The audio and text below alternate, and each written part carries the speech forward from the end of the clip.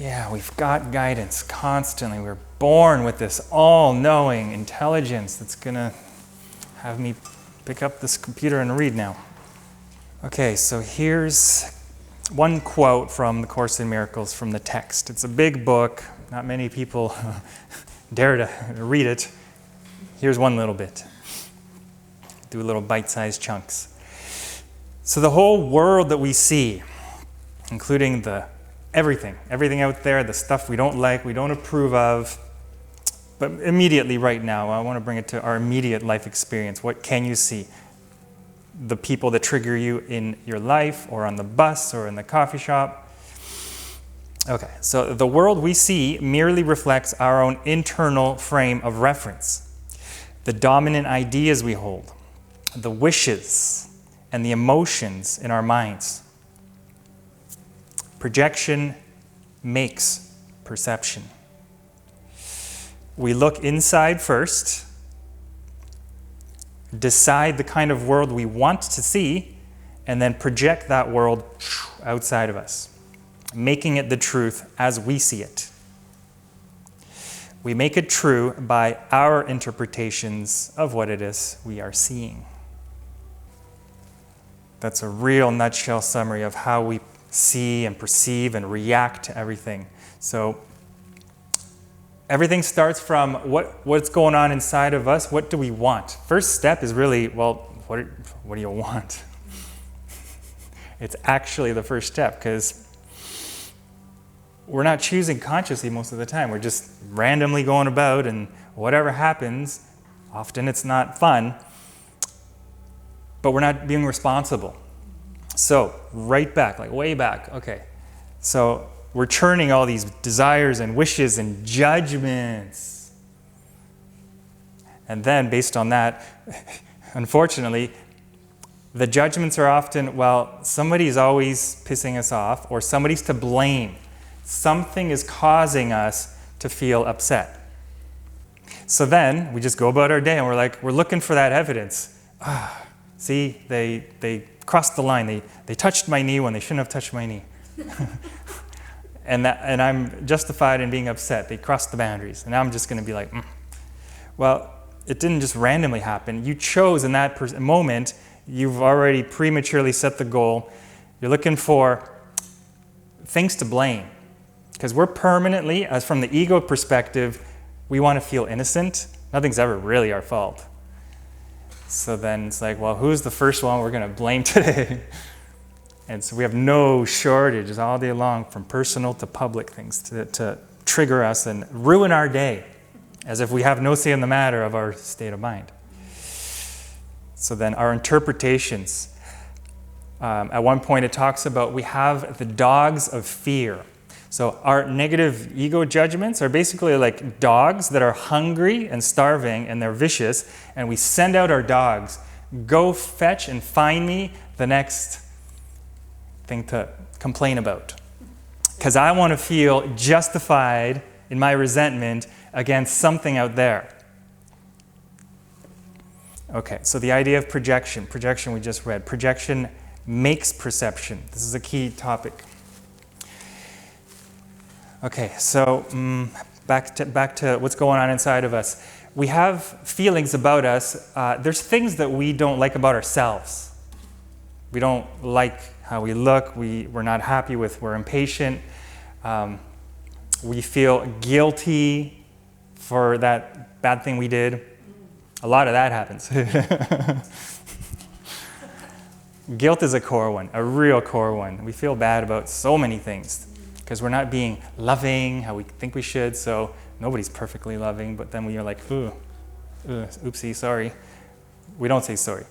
We feel guilty. So that is what we're searching in our mind first. We're deciding that, well, I feel gross. I don't like how I feel, the guilt, fear. And so we got to get rid of it. It's not comfortable. Projection. This is psychology projection. We don't want it inside of us. We're feeling it in our gut, in our chakras, wherever, but we don't like it. So this is the process of, you got to get rid of it. Get rid of it, throw it out there. And so you're going to superimpose our gross feelings onto you. It's your fault. You're the problem. You're the guilty one. anything to offset us so that we offset our own ickiness. So then we take billions of people all doing this, and it's like a giant sandbox where everybody's just like throwing sand at each other on this planet, and that's where we are right now. Projection. We're not aware. So what I love about learning this deep psychology is that, wow, I'm doing that? Good to know. So now, instead of trying to get rid of my fearful feelings, shameful feelings, I can pull all of my projections back to the source. Well, everything's coming from inside of us. Because we are powerful creator beings. We are the powerful, infinite, spiritual beings who put on these little suits for a while. We totally forget. We have a veil of amnesia. We forget we are all powerful creator beings. And instead, we're down here, and now we're getting all upset. And so we're cut off from the fact that we're the ones choosing our experience. We're all powerful, and we keep creating and reinventing and reattracting more drama. It's like, well, we're the creator. Who else is the creator? We're the creator. We want to blame somebody else, maybe a politician. If we put a politician in jail, then I could finally be at ease and peace and live happily. How's it working out so far? We've been putting villains and dictators and emperors, well, we've been chasing them for thousands and millennia, forever. Okay, how's that approach working so far? Are we finally at almost a peaceful place? We're still, there's no shortage. They're like populating more and more. So we got to go back to the source. This is what the source is. We are the creators. What do we want? Well, okay, we want peace. We want actual happiness and peace. So let's address that. This means we get to the topic of forgiveness. All this heavy stuff and judgments we're having against ourselves first, let's lighten up. Let's give ourselves a break. Let's forgive ourselves. We're not bad. There's nothing to be afraid of, actually, because you got to just always remember, what are you really? Oh yeah, you're this light being that's just untouchable. Nothing can bother you. We hear this from some of the sages and the saints. Nothing can shake them or bother them because they see the physical world, but they know they are the infinite, eternal spirit that can't be harmed. Okay, forgiveness. So we're forgiving ourselves. That's the main theme in the course. There's a lot of text in there, a lot of explanation, but the takeaway it's really trying to get us to is forgiveness is the main theme. We just didn't know better. Now we're learning better. We can stop beating on ourselves. We can stop projecting, getting rid of our stuff, pull it all back. We can say, oops, it's a wrong perception of myself. I'm actually so valuable. My worth and value is so good, because that's how we were created, all of us. And that's the fact, like just period. Anything else, let it go. Just release, let go. All of our thoughts that are not true about us, oh, I'm not good enough, I'm a piece of shit, stop, let it go. Forgiveness, and then how does that feel? So then what happens is projection still happens, but now you're projecting something very different. The goodness, the love, the peace that we're getting in touch inside of us. That light, we now project that out. Which actually it uses a different term. We extend that out now. So then what we're seeing is also coming from inside of us, but it's the good stuff that we're now aware of. We notice the good stuff in the world. We search out, instead of those dogs of fear looking out for the next proof of guilt, we're sending out, I don't know, little angels to find us proof that there's light and the universe is good. And so what you start noticing all day long is you start appreciating, oh my God, look at the flowers, instead of look at the garbage on the ground just beside the flower. It's like you just, right? It's just perception selection. You start perceiving now. You start being more interested in looking for the good. So it's simplified to two directions that we're pointing at now. First of all, inside first. Inside, we always look first. We always look inside first, decide what the world we want to see, which starts with, what do we see inside ourselves? Do we see the bad, wrongness, mistakes, the ugliness inside of us? Because that's what we're going to see out there. It's just level frequency. If you see yourself as at a low frequency, you're going to be seeing through that frequency range, and you're going to see all the equally ugly things out there. So, but if we see the other option, the light and the good, there's only the two, light or dark, truth or deception, lies about ourselves. So then if we see the goodness, the love in us, well, that's a high frequency, very pure frequency. What are you going to see at that level when you're looking at around you? That's the goal. So yeah, we got to just forgive, clear out all the internal garbage and get in touch with our true goodness. Then things start to shift around. Better things start happening to you. This whole law of attraction does get activated, but we're starting at the proper goal first. The goal is, what do I want? I want truth, peace.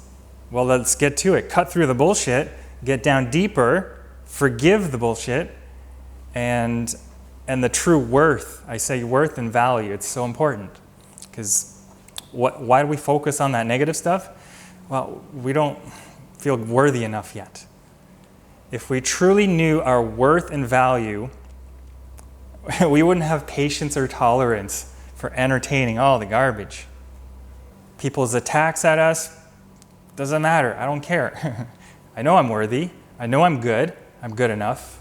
I know I'm loved. So it's like, okay, it doesn't affect you. That's the goal. That's moving more into mastery. So including what we tell ourselves about ourselves, that's another attacker. Who's attacking us? We're attacking us with our own negative judgments. So if we're listening to that ego voice, you screwed up again. Well, we're listening to also, it's not an outside voice, it's equally as a negative inside voice. We're still listening to the wrong voice. But again, it's leading us astray. It's like this dark villain. It's like, stop listening to that. Listen to the true guide. We have a loving guide that we did at the beginning. God as our guide. A loving guide as a guide. And then we start magnetizing, good things, opportunities, synchronicities. So this is why with some of you I've been doing the, there's a heart rate variability, right? You hook up your, a little device I have. It measures your heart rate variability. You see it in real time on the screen. And it shows you if your heart is in a balanced, harmonious state, or if it's distorted and it's basically in some form of fear. Incoherence. We're either coherent or we're not coherent. So we have this technology I've been using with some of you guys. It's a great tool. So that's a way to train ourselves. We got to train ourselves back to coherence. What we just did at the beginning, that was a coherence exercise. If I had you hooked up to the device, the biofeedback, you just get more good stuff. So, I've used that for years. I'll share this very briefly. Here's how quickly it works, how effectively it works. The more you can magnetize the heart, breathing gratitude through the heart, finding the true value in yourself, self-acceptance, the more you do that, you set the device for 10 minutes and you vibrate in that green state, the coherent state. If you do it for 20 minutes, and I did this, for half an hour, and then for an hour, and then for 2 hours, when I discovered it, I went crazy. So for hours every day, I'd just be like, coherence, coherence, coherence. But what does it do? It changes your frequency. Of course it changes your frequency. It builds a charge, a positive charge. And so what happened in my life? Amazing things started happening in my life. Suddenly, everything that I'm doing now, I wasn't doing this before. All that coherence focus was building up, attracting bioenergy, meeting a whole new tribe of similar like-minded people. Next thing, I moved in with them. I'm living in a mansion in Shaughnessy. Like, how does all that start? Is it random chance? Well, no, I did hours of magnetism, focusing on coherence and gratitude. So it works. It's not just a theory, right? But what was I doing during that whole time? When you're doing that coherence, you're focusing your attention on, not on the negative stuff, not on the attackers come in, not on the doom and gloom. Like, you're focusing on the positive reality. And so that way you start to generate your own bubble reality of positivity. Everything starts going better in your world. Even if the neighbor is just constantly dragging more drama attention to themselves, we're creating our own reality, even if we're side by side. Two people stand at the same place and they look around, they're having their own unique experience, depending on where your vibe is. Depending on what was your original intention. Back to, you look inside first, what do you want? Let's get clear. Right.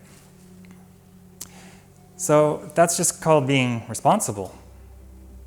Just pulling all responsibility back. I'm a powerful creator. Here we go. Let's try a better way. Any thoughts about that?